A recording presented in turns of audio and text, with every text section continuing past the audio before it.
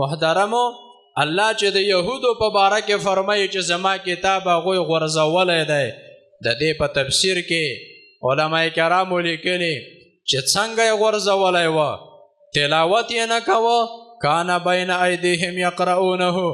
مخې ته به یې پروت و تلاوت به یې د هغې کوه ولکن ترکو العمل به عمل یې نه کوه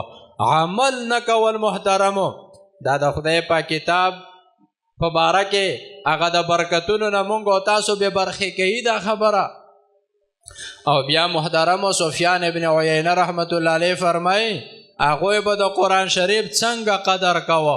حلوه بالذهب والفضه په سونه او په چاندې باندې به یې هغې ته د سونې او د چاندې اوبه به یې ورکړې وې مونږ او تاسو خو سرې او شنې کرښې ته تاو کړو د سونې او د چاندې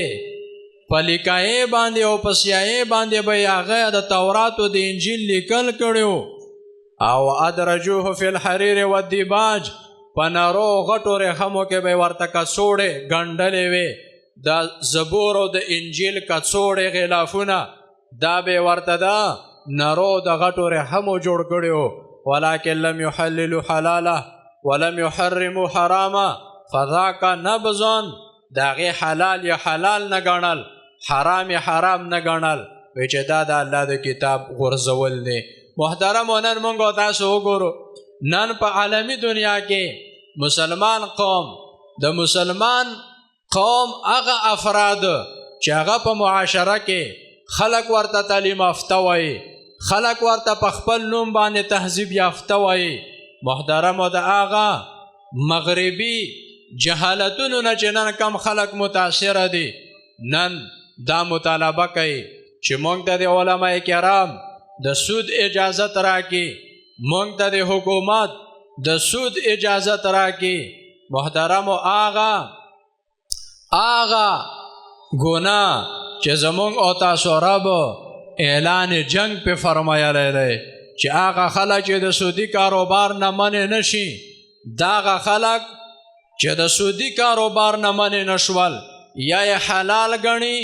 مرتد او کافر دی الله وایي زما ورسره اعلان جنگ دی او یا یې حلال نه ګڼي خو سود کوي رب وایي دام د اسلامي نظام باغی دی دا دیم زما جنگ ته تیار شي